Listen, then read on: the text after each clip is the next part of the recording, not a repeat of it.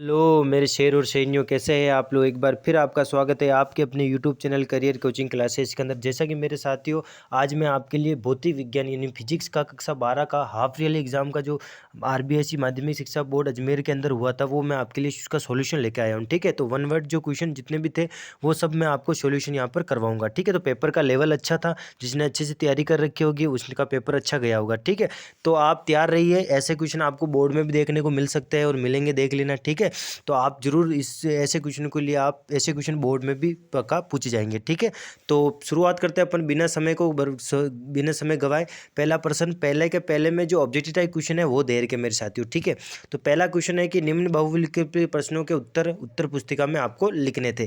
पहला कह रहा है कि वेक्टर ई तीव्रता के विद्युत क्षेत्र में वेक्टर पी विद्युत द्विध्रुव आघूर्ण वाले विद्युत द्विध्रुव पर लगने वाला बल आघूर्ण है। देखो, बल आघूर्ण जो होता है ना मेरे साथियों, टॉ, जिसे अपन कहते हैं टॉ, क्या कहते हैं मेरे साथियों, तो टॉ बराबर होता है तो वेक्टर पी और क्रॉस प्रोडक्ट आता है इन दोनों के बीच में, और वेक्टर ई, इन दोनों का जो गुणनफल होता है वो होता है टॉ, और आगे साइन थीटा। अगर देखो, अगर मैं इसको ऐसे बोलूँ कि टॉ बराबर क्या होता है, अगर वेक्टर साइन नहीं लगूँ तो टॉ बराबर होता है पी ई साइन थीटा, क्योंकि ये सदिश राशि होती है। ठीक है मेरे साथियों, तो ध्यान रखना। ठीक है, तो आपसे पूछ जाएगा कि टॉ पूछा है बल आघूर्ण, तो टॉ बराबर हो जाएगा, तो इसका राइट आंसर हो जाएगा ए। ठीक है मेरे साथियों, तो थोड़ा सा आपको ध्यान रखना। दूसरा क्वेश्चन है कि यदि प्रकाश वेग सी और है तो वी आवृत्ति वाले फोटोन का संवेग, यानी कि आपसे पी पूछा है, संवेग पूछा है।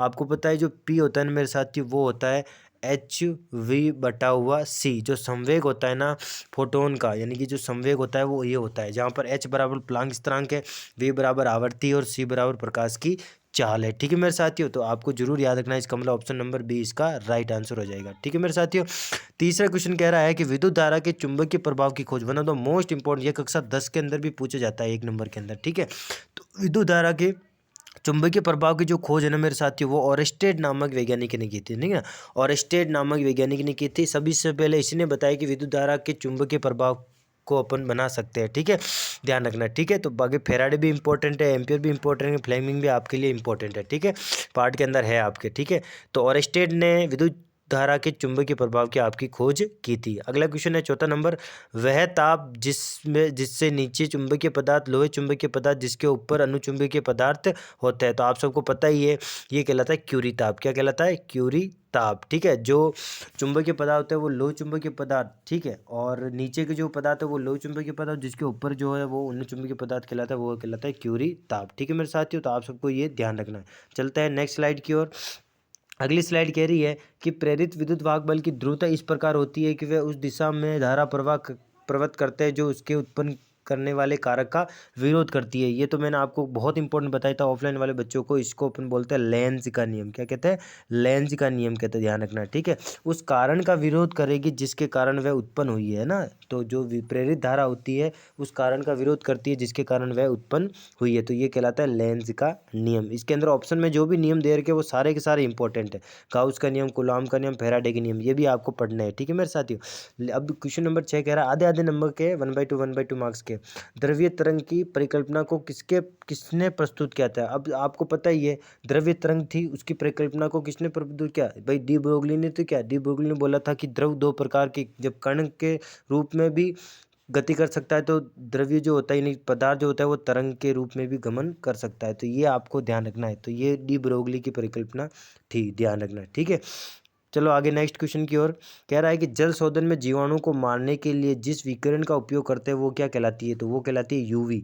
यूवी का उपयोग जो जीवाणु होते हैं, यानी कि आपको पता है जीवाणु को मारने के अंदर दवा के रूप में इस पराबैंगनी किरणें को अपन कहा जाता है। मैं आपसे एक क्वेश्चन पूछता हूँ, यूवी किरणें की खोज किसने की थी? ये मुझे ऑप्शन कमेंट करके बताओ, यूवी किरणें की खोज किसने की थी? ठीक है, सारी किरणों का उपयोग और खोजकर्ता आपको पता होना चाहिए, सब मैंने आपको बता रखा है।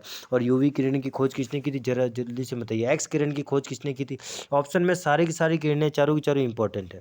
आगे चलो, आकाश के नीले रंग का कारण क्या है? अरे भाई, आकाश का नीला रंग प्रकाश का प्रकीर्णन, ठीक है। आकाश नीला दिखाई देता है, पानी का रंग भी नीला दिखाई देता है, लेकिन होता नहीं है, लेकिन ये प्रकाश का प्रकीर्णन है। और इसकी खोज किसने की थी? बताइए, प्रकाश का प्रकीर्णन की खोज किसने की थी? कौन बताएगा कमेंट करके? मुझे बताइए नीचे कमेंट करके, प्रकाश का प्रकीर्णन किसने खोजा था? ठीक है, आगे चलो। हार्गेन, हार्गेन नहीं है, हाइजेन होना चाहिए यहाँ पर, है ना। हाइजेन के तरंग सिद्धांत के अनुसार समान कला में दोलन करते सभी बिंदुओं का बिंदु पथ क्या होता है? भाई, तरंगाग्र होता है। आप हाइजेन का नियम पढ़ लिए, वहाँ से आपको पता चलेगा तरंगाग्र। जिसने भी बी ऑप्शन राइट करके आया होगा उसका सही होगा, ठीक है मेरे साथियों। आगे चलते हैं, 10वां क्वेश्चन। धातु पर आपतित प्रकाश की तीव्रता दुगनी कर दी जाती है तो उत्सर्जित इलेक्ट्रॉन की गतिज ऊर्जा भी क्या हो जाती है? दुगनी हो जाती है, ठीक है ना। ध्यान रखना आपको, ठीक है। तो गतिज ऊर्जा भी क्या हो जाती है? दुगनी हो जाती है। ई बराबर एम सी स्क्वायर, आपने फॉर्मूला पढ़ा होगा, ठीक है। ये आइंस्टीन की ऊर्जा और द्रव्यमान के बीच में संबंध को बताती है, ठीक है। अब कह रहा है विद्युत क्षेत्र की तीव्रता का जो विमीय सूत्र है, ध्यान रखना मेरे साथियों, विद्युत क्षेत्र की तीव्रता का जो विमीय सूत्र है ना, आपको ये क्वेश्चन बार बार पूछ जाएगा। तो विद्युत क्षेत्र की तीव्रता है ना, वेक्टर ई, इसका जो विमीय सूत्र होता है ना, वो ये होता है, क्या होता है? M1, ध्यान रखना, L1 T-3 और A-1। ये मैंने ऑफलाइन वाले बच्चों को रटा रखा है, ठीक है। तो आप जरूर इसको देख लीजिए एक बार। विद्युत क्षेत्र की तीव्रता जो होती है ना, उसका जो विमीय सूत्र होता है वो इस प्रकार होता है, ठीक है मेरे साथियों। अब ये तो था एम के एस पत्ती में। CGS पत्ती में पूछेगा आपसे, तो CGS पत्ती में पूछता है तो ध्यान रखना मेरे साथियों, जो होता है वो डायन, क्या होता है मेरे साथियों? डायन बटा कुलोम, डायन बटा कुलोम होता है, ठीक है मेरे साथियों, ठीक है। और आपको पता है ई का फॉर्मूला क्या होता है? ई का फॉर्मूला होता है F/Q। ये फॉर्मूला आपको पता रखना है। एक ये भी होता है फॉर्मूला, और एक होता है ई बराबर होता है F/V, ऐसा कुछ एक फॉर्मूला भी यहाँ से आपको बनता है, ठीक है। तो ये सारे आपको पता होना चाहिए। पूर्ण आंतरिक परावर्तन के लिए प्रकाश का सघन माध्यम, ये देर का है ऑप्शन, आपको यहाँ दिख रहा भी होगा। सघन माध्यम से विरल माध्यम में संचरण आवश्यक है, ठीक है, पूर्ण आंतरिक परावर्तन के लिए। किसी अवरोध के किनारों द्वारा तरंगों का अपने मार्ग से मुड़ जाना, ये कहलाता है विवर्तन। क्या कहलाता है? विवर्तन कहलाता है। प्रकाश जो होता है ना, उसका विवर्तन कहलाता है, ठीक है। तो ध्वनि का यही सिद्धांत है ना, ध्वनि भी आपको पता रखनी, विवर्तन आपको पता रखना है। प्रकाश का विवर्तन क्या होता है? से टकरा जाता है ना, मुड़ जाता है टकरा कर। अब चलता है कि डैश खाली स्थान एक ऐसी युक्ति जो प्रकाश ऊर्जा को विद्युत ऊर्जा, भाई आपको पता है सोलर जो होता है, सोलर सेल, सोलर जो सेल होता है क्या करता है? प्रकाश ऊर्जा लेता है सूर्य से, है ना। क्या लेता है मेरे साथियों? सूर्य से प्रकाश ऊर्जा लेता है, और किस में चेंज करता है? विद्युत ऊर्जा में चेंज करता है। आप सबको पता है, तो सोलर सेल इसका राइट आंसर हो जाएगा, ठीक है। तो चलते हैं अभी नेक्स्ट स्लाइड की ओर। अब कह रहा है कि किस वैज्ञानिक ने सर्वप्रथम आवेशों को धनात्मक तथा ऋणात्मक बताया था? इसके पीछे एक कहानी भी आपको पता है। इसका सबसे जो राइट आंसर होगा वो बेंजामिन, है ना, बेंजामिन फ्रैंकलिन। आपको पता ही है, इसी वैज्ञानिक ने सबसे पहले धनात्मक और ऋणात्मक के बारे में बताया। तो बेंजामिन फ्रैंकलिन आपको याद रखना है मेरे साथियों। आपको पता है, जब ये पतंग उड़ा रहे थे, आपको पता आकाश में, तो इनके हाथ में एकदम से क्या आया था? करंट आ गया था, है ना। तो इनके हाथों में एकदम से करंट आया था, तो तभी से इसने बताया कि धनात्मक और ऋणात्मक दो आवेश हो सकते हैं। विद्युत क्षेत्र रेखाओं से आप क्या समझते हो? तो विद्युत क्षेत्र रेखा आप सबको मैंने बता रखा है, ठीक है। विद्युत क्षेत्र रेखाओं के गुण से ये क्वेश्चन था। चुंबकत्व के लिए गाउस का नियम, अब आपको पता है चुंबकत्व के लिए गाउस का नियम क्या होता है? समाकलन, जो समस्त चुंबकीय क्षेत्र और जो क्षेत्रफल होता है, इनका रैखिक समाकलन जो होता है वो शून्य होता है। तो ये चुंबकत्व के लिए गाउस का नियम है, ठीक है मेरे साथियों, ध्यान रखना। बाकी आपको पता है विद्युत क्षेत्र के लिए गाउस का नियम क्या होता है? विद्युत क्षेत्र के लिए गाउस का नियम होता है, विद्युत क्षेत्र और क्षेत्रफल का जो गुणनफल होता है, यानी रैखिक समाकलन होता है, वो निर्वात की चुंबकीयशीलता और निर्वात की जो विद्युतशीलता है ना, यानी कि Q बटा एप्सिलॉन नॉट के बराबर, परिबद्ध आवेश और एप्सिलॉन नॉट के बराबर होता है। ये आपका विद्युत क्षेत्र के लिए गाउस का नियम था। भंवर धाराओं के कोई दो उपयोग बताइए। अरे भाई, तेज चलने वाली जो रेलगाड़ी होती है ना, उनके ब्रेक में होता है ना, ब्रेक में, रेलगाड़ियों के ब्रेक में, तेज चलने वाली रेलगाड़ियों के ब्रेक में अपन कौन क्या यूज़ करते हैं? भंवर धाराओं का ही प्रयोग करते हैं। और एक प्रेरक भट्टी में, है ना मेरे साथियों, प्रेरक भट्टी के अंदर, प्रेरक भट्टी के अंदर भी अपन किसका प्रयोग करते हैं? अपन इसका भंवर धाराओं का ही प्रयोग करते हैं। ये क्वेश्चन बहुत इंपॉर्टेंट है।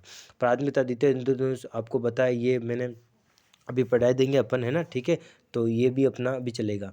प्रकाश के अपवर्तन के लिए स्नेल का नियम, अरे भाई जो अपवर्तनांक होता है वो ये होता है sin I बटा हुआ साइन आर, यही तो है स्नेल का नियम, one of the most important. Snell का नियम हो गया मेरे साथियों, ब्रूस्टर का नियम हो गया, है ना। ये सारे के सारे इंपॉर्टेंट है इस प्रकाश वाले चैप्टर से, यानी कि ऑप्टिक्स वाले चैप्टर से, ठीक है। आइंस्टीन का प्रकाश विद्युत समीकरण, अरे भाई ये रहा प्रकाश विद्युत समीकरण, ई बराबर एम सी स्क्वायर, है ना। प्रकाश और विद्युत समीकरण ये रहा आइंस्टीन का, ये इंपॉर्टेंट है मेरे साथियों, ठीक है। तो ध्यान रखना आपको। अब आपको पता है ये सारे न्यूमेरिकल है, आप सबको करने हैं, ये बड़े क्वेश्चन है, एक एक नंबर के। विद्युत क्षेत्र चुंबकीय विद्युत चुंबकीय तरंगों को कोई 4 अभिलक्षण बताइए, ये क्वेश्चन रिपीट हो रखा है कई बार, ठीक है। तो ये मैंने इंपॉर्टेंट बता रखा है, 1 नंबर का है। अब आगे आपको देखिए कि विद्युत विभव को परिभाषित करना था, विभव की परिभाषा मैंने लिखवा रखी है ऑफलाइन वाले बच्चों को। रदरफोर्ड सोडी का नियम, हाइजन के तरंग सिद्धांत, हाइड्रोजन बोर के मॉडल की 3 अभिकल्पता आपको लिखनी थी, बोर मॉडल की 2 कमियां लिखनी थी, ठीक है। रियल पेपर है, ठीक है मेरे साथियों। तो ये आप सबको, जिसको भी ऑनलाइन क्लासेस प्रोवाइड चाहिए तो मुझे संपर्क कर दीजिए, मैं एक एक टॉपिक की वीडियो बना के आपके लिए अवेलेबल करवा दूंगा, ठीक है मेरे साथियों। तो आप कमेंट जरूर कीजिएगा। अब चलते हैं आगे, प्रश्न नंबर 20 हो गया। प्रश्न नंबर 20 में ये दूसरा पार्ट दे रखा है, जिसमें आपको शेप बताना है, एल्फा शेप, बीटा शेप, ये भी पढ़ लेंगे ना मेरे साथियों। Alpha shape, beta shape, gamma shape, कितने मतलब कितनी कमी होती है, किसमें 2 की कमी होती है, किसमें 4 की वृद्धि होती है, सब अपन इसके अंदर पढ़ लेंगे, ठीक है। ये आपको दे रखा कार्बन छड़ से इसके अंकों का यूज करना था, और आपको इसका वर्ण कोड आपको बताना था, इन्हें ध्यान रखना। फिर किरचॉफ का संधि नियम, लूप नियम, ये भी मैंने बता रखा है। दिए गए चित्र में आपको क्या बताया, प्रत्येक सेल के वीरों के बीच विभवांतर आपको बता रखना है, ये परिपथ आपको दे रखा है इस तरह से।